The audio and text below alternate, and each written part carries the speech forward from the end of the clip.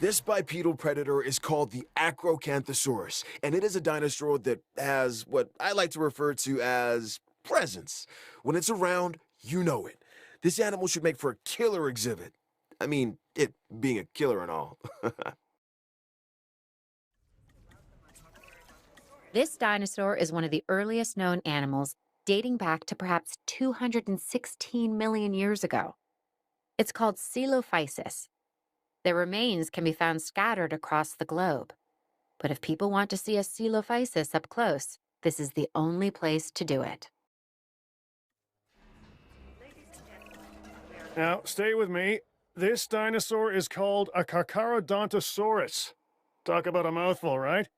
And seeing that this animal is an alpha predator, its mouth is usually full of the slow, the weak, and the inattentive. Hence the reason I'm not getting near it. You, on the other hand. The gigant Spinosaurus you have here doesn't quite live up to its name. Don't get me wrong, it's big, but manageable. Just watch out for those shoulder blades. They'd ruin anyone's day. Let me introduce you to the Metriacanthosaurus. Say that fast 3 times. This is another alpha predator that, while not as big as some of its cousins, tends to stand more upright. So I guess it has good posture while it's tearing you to shreds. This dinosaur, the Dilophosaurus, has a distinctive neck frill it can expand when it senses danger. It's also been known to spit into the eyes of its prey, blinding it before it goes in for the kill. This massive specimen is called the Apatosaurus, an impressive animal that can intimidate even the most determined of predators. The Apatosaurus's evolutionary advantages are its size and its demeanor. To some, this may seem inhumane, but when we let the dinosaurs fight, or when we manipulate them to, we gain a greater understanding of the animals. This research may eventually help us to better manage them. Now, what we have here is a Herrerasaurus. It's a carnivore and a spectacular addition to our dinosaurs. It just requires a little TLC. The Kentrosaurus is another of those spiky-backed dinosaurs, a dinosaur that relied on intimidation to keep the predators at bay, and failing that, a difficult meal to catch and chew. Think of it as a prehistoric porcupine. You've successfully introduced a new dinosaur, a Proceratosaurus. This animal is instantly recognizable by the colorful crest on its snout. While smaller in stature than some of the other predators, it is not a dinosaur to be taken lightly, let me tell you. Here we have the Torosaurus, a dinosaur that has the largest skull of any known land animal. And people say I have a big head.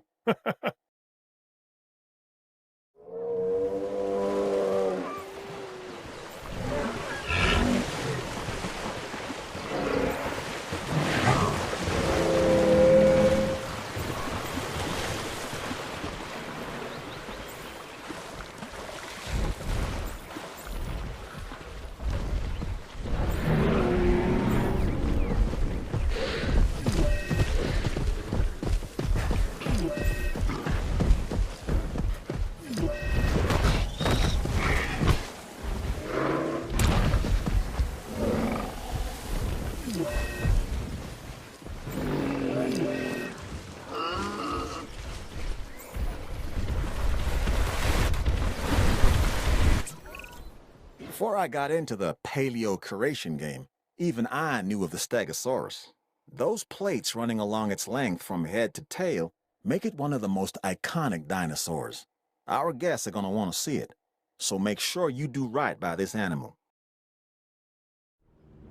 Do you see any resemblance between the Nasutoceratops and modern-day cattle? Look closely at the horns and their relation to the eyes. It's clear to me that as we bring these animals back to life, the connections between the past and the present sharpen, and along with it, our understanding. This is what my science is all about. Talk about the opposite of subtle. And I don't mean Owen. No, this is the Chasmosaurus. It has dynamic coloring and these large openings, called fenestrae, in a frill that rises above its head. This is a dinosaur that says, "Look at me." So, maybe a little like Owen. This dinosaur is large, bulky, and has a stubborn disposition. It's called the iguanodon. It's an herbivore with attitude. I'd suggest giving it a wide berth. This is the Pachycephalosaurus, or thick-headed lizard in Greek, which is where it gets its name. Claire has accused me of being this dinosaur more than a few times. It's also an herbivore, so obviously she couldn't be more wrong. About me, I mean. This is a Cryolophosaurus, one of the more colorful members of the collection. It's a carnivore, so take the necessary precautions and don't let its looks deceive you. Everyone knows I have a soft spot for this dinosaur, the Velociraptor, and they get a bad rap as far as I'm concerned. But if you imprint early enough, you can make real connections with them. Other than Claire, raptors are the most intelligent partners I've ever had. And like her, they could kill me in the blink of an eye. That's a joke. What can I say? The Indominus Rex remains my most inspired creation. Nature can create a dinosaur, but only I can bring an Indominus Rex to life. To do so required a tremendous amount of research, gene mixing, splicing and manipulation, and, of course, determination. The end result is a hybrid dinosaur that is both beautiful and deadly. An alpha predator among alpha predators. So treat it with the care and respect it deserves. Okay, this dinosaur is something special. Seriously, look at the size of this thing. It's called the Mamenchisaurus. This thing is one of the largest animals to ever walk the earth. And now, thanks to the wonders of genetic engineering, it's doing just that again. This dinosaur, the Styracosaurus, has huge horns and a large spike similar to a rhinoceros. It also has the personality to match. It's an herbivore and uses those horns and a beak to break into even the toughest of plants. Known as the chambered lizard, the Camarasaurus impresses with both its size and its blunt snout. It prefers to live in groups, a challenge, but one I'm confident you can handle. Those lacerations are not only going to be incredibly painful, but have the potential to lead to issues further down the line. Let's see if we can get those treated sooner rather than later. Whenever a dinosaur dies, I feel like I've lost one of my own.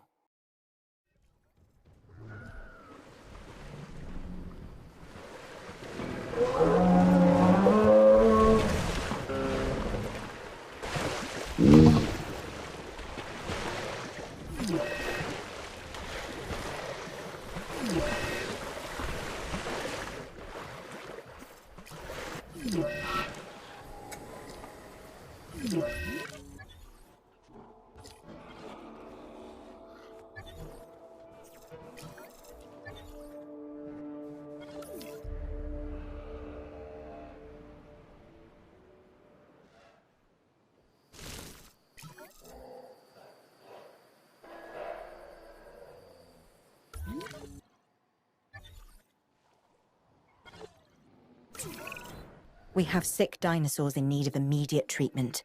See to it.